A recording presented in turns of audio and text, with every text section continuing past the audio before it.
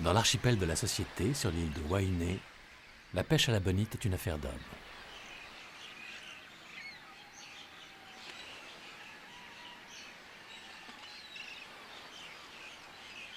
Avant même que le soleil ne se lève sur le port, et comme chaque jour de l'année, les bonitiers se préparent à partir en haute mer. Ces bateaux polynésiens construits spécialement pour la pêche à la bonite ont depuis quelques dizaines d'années déjà remplacé les pirogues. C'est l'heure où les frères Taïrea, les meilleurs pêcheurs de bonite de Polynésie, attaquent leur journée.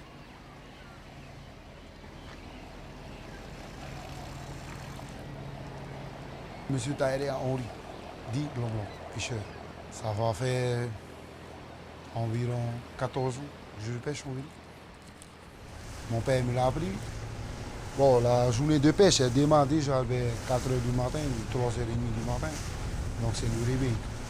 Une fois bien démarré, tout, on prend la passe.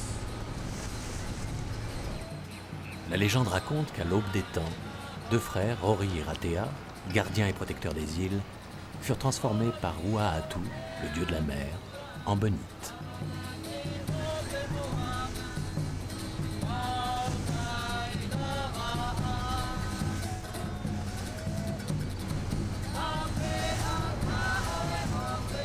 Tout commença le jour où, rentrant d'une pêche, les deux frères décidèrent de faire griller leurs poissons sur la plage.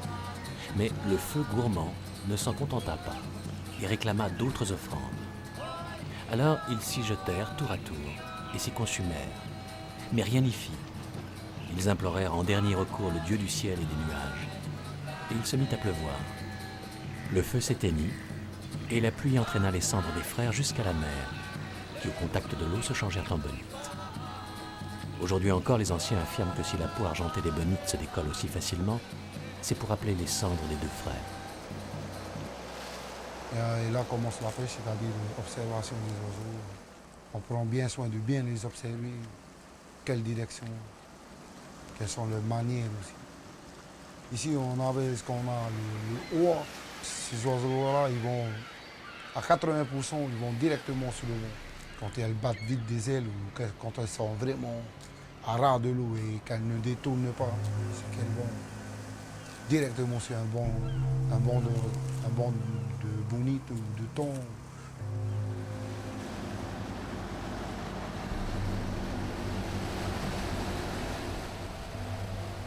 Les oiseaux comme les bonites se nourrissent d'alevins et de petites crevettes qui vivent à la surface de l'eau. Ils indiquent les bancs de poissons aux deux frères. Henri met les gaz pour ne pas les perdre.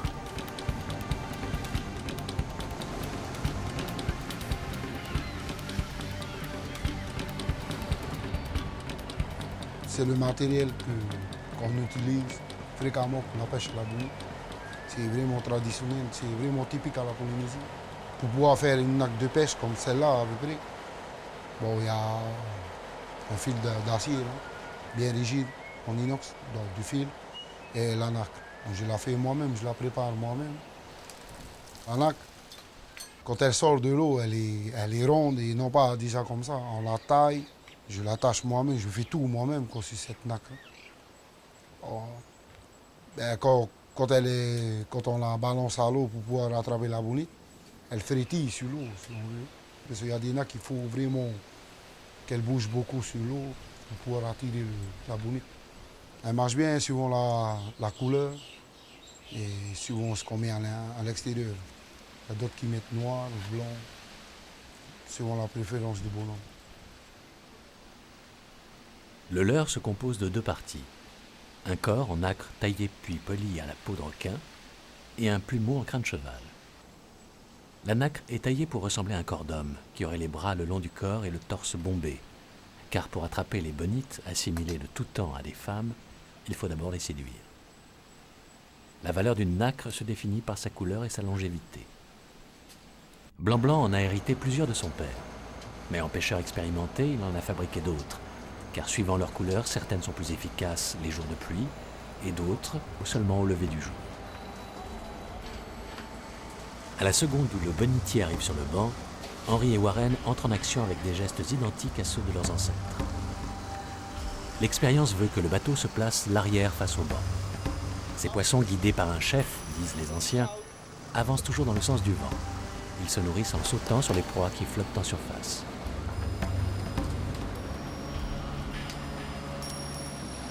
Les leurres en nacre que Blanc-Blanc et son frère laissent habilement traîner à la surface de l'eau attirent les bonites comme des aimants.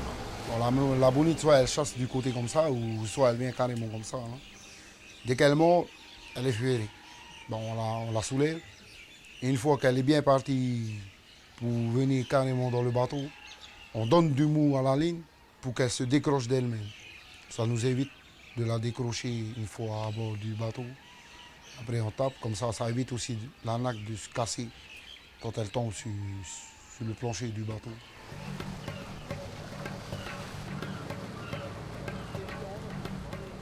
Tika Panapana est une pêche extrêmement physique, qui consiste à ferrer, puis à arracher brusquement à la mer les bonites. Ces poissons ne restent en surface que le temps de se nourrir. Il faut donc aller très vite.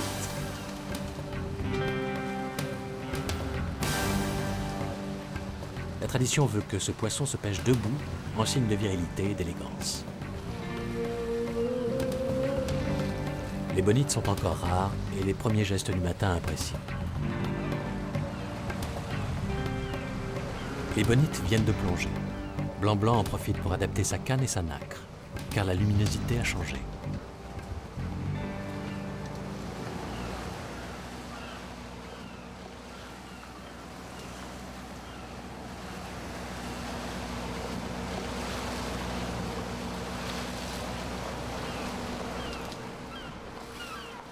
À la manière dont les fous de bassin volent, Blanc-Blanc sait que ce matin, c'est sur un banc de côté-côté, petite bonite d'environ 15 kilos, que les oiseaux les entraînent.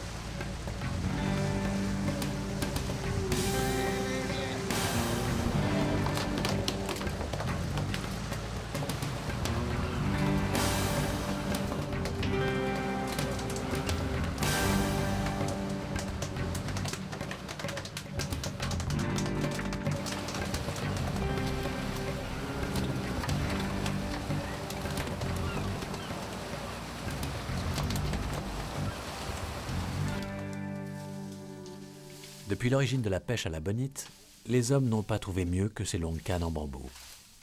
Elles viennent des vallées escarpées de l'île et poussent sur les flancs des anciens reliefs volcaniques. On va au bambou 2 à 3 fois dans l'année ici à Ouin. On prend le bambou, c'est léger et c'est assez rigide comme souplesse, légèreté. On peut avoir des qualités meilleures en bambou qui durent 1 an, comme il y en a d'autres qui durent que 3 mois, 6 mois.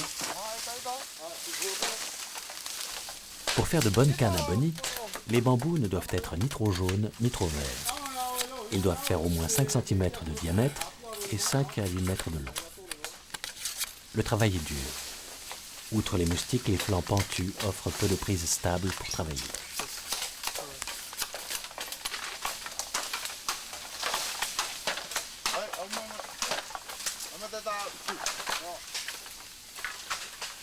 La longueur des cannes est contrôlée avec les bras, ce qui permet d'éliminer tout de suite l'excédent.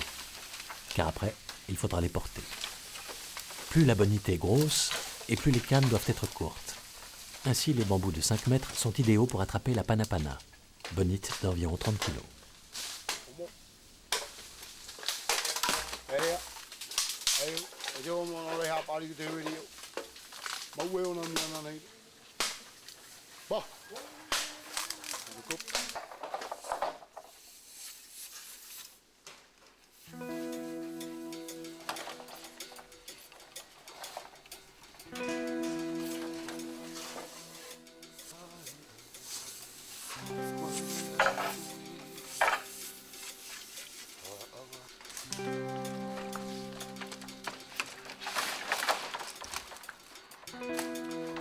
Les bambous sont triés en deux groupes, ceux qui tirent à gauche et ceux qui tirent à droite.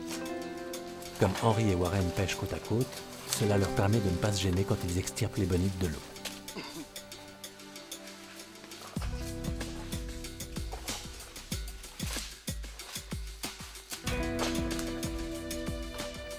C'est avec plus de 50 kg de canne chacun sur leurs épaules que les deux frères redescendent de la bambouserie.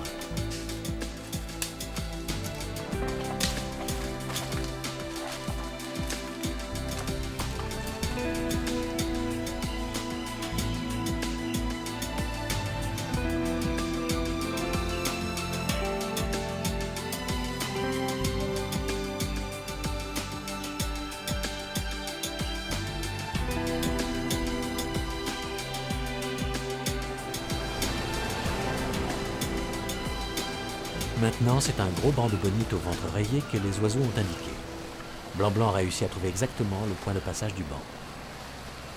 Armés de leurs bambous les plus longs, ils lancent leur nacre flottante à ces poissons venus tout droit de la légende des mers polynésiennes. Il doit sans arrêt surveiller la vitesse et la direction du banc pour ne pas le perdre. En moins d'une demi-heure, ils peuvent en ramener une centaine.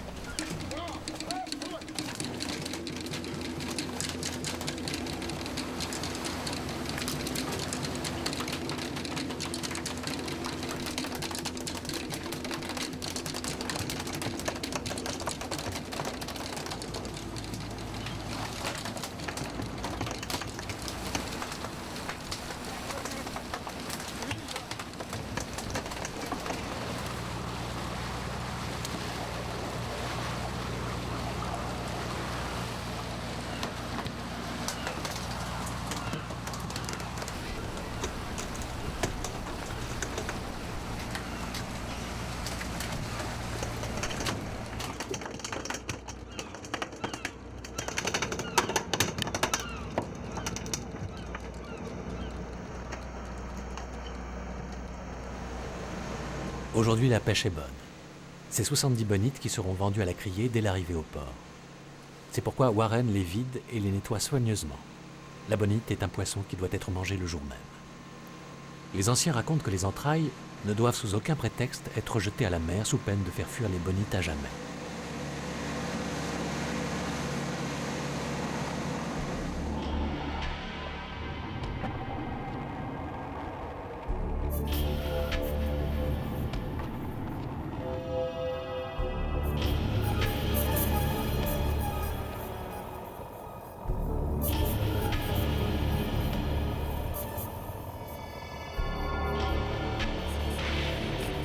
Des dizaines de raies attendent le retour des bonitiers dont elles reconnaissent le bruit des diesels.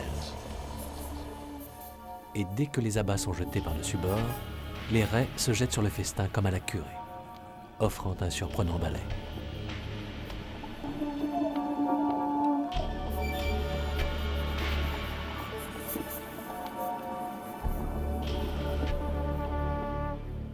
Une journée de pêche s'achève sur le petit port de Wainé. Blanc-Blanc, une conque en porte-voix, appelle les clients.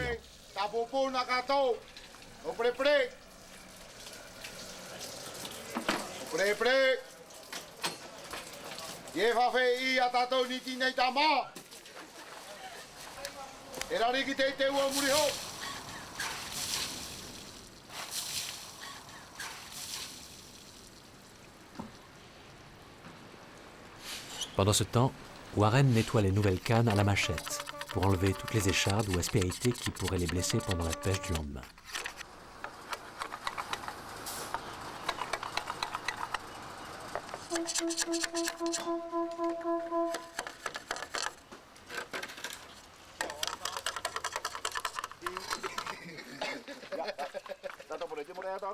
Quand les clients ne sont pas là, Blanc-Blanc part à leur rencontre autour de l'île. Deux anciens viennent l'aider car il n'a que 2 heures avant le coucher du soleil pour vendre sa pêche.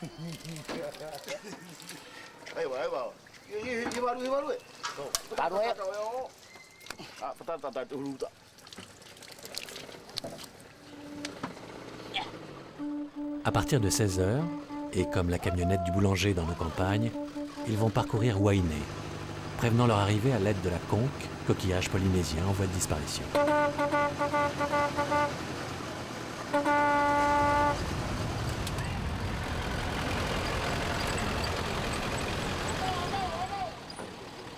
Les deux vieux font le boniment pour attirer les clients.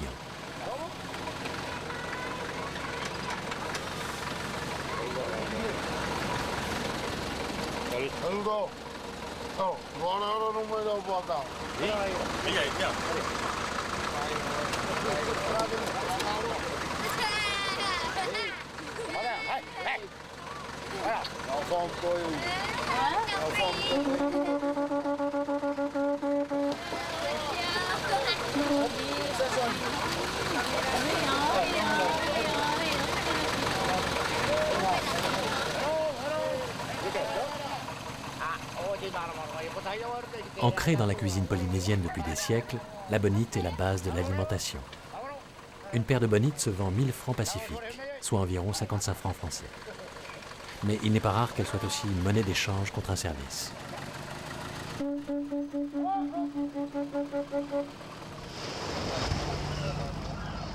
Cette fois-ci, c'est un banc de grosses bonites, les panapana, bonites pouvant peser plus de 30 kilos, que les oiseaux offrent aux pêcheurs.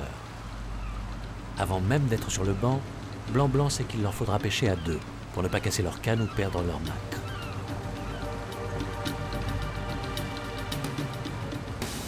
Ils fixent donc une seule ligne sur leurs deux bambous.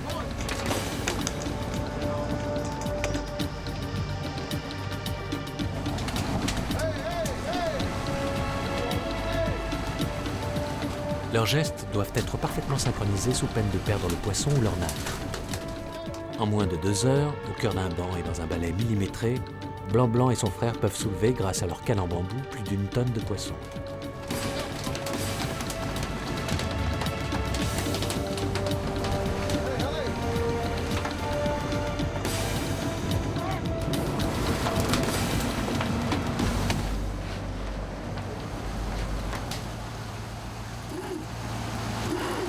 Le frein du moulinet crisse. C'est le signal qu'un thon est ferré. Véritable homme orchestre, Blanc-Blanc jongle en permanence entre la conduite du bateau et la pêche. La barre sur sa droite et l'accélérateur derrière lui.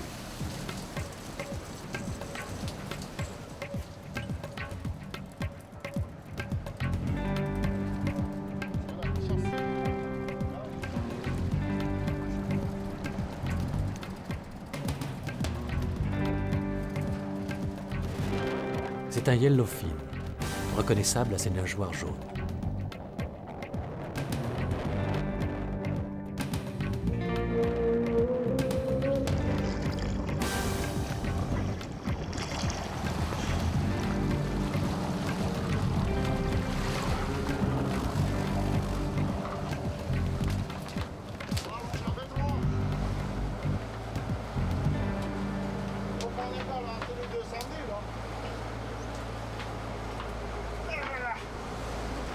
Les leurres en nacre sont remplacés par des calamars en plastique. Là, contrairement à la bonite, ce sont des outils modernes qui sont utilisés.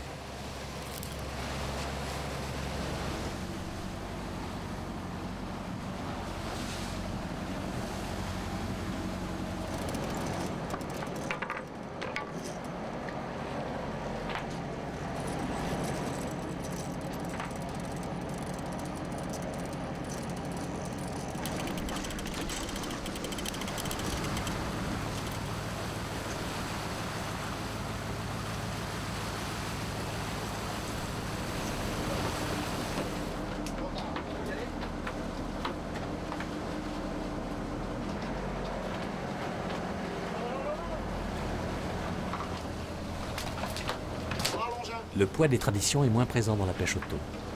Cependant, pour les deux frères, les thons sont aussi un cadeau du ciel. Car ils savent que le Chinois qui dirige le supermarché local va leur acheter un bon prix.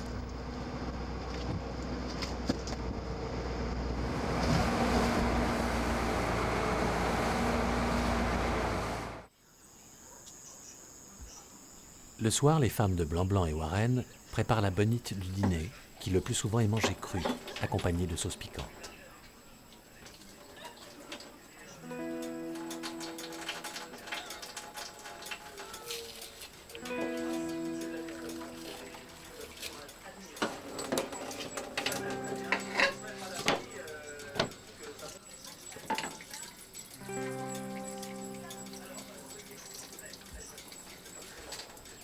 Avant, Henri était capitaine sur un tonnier.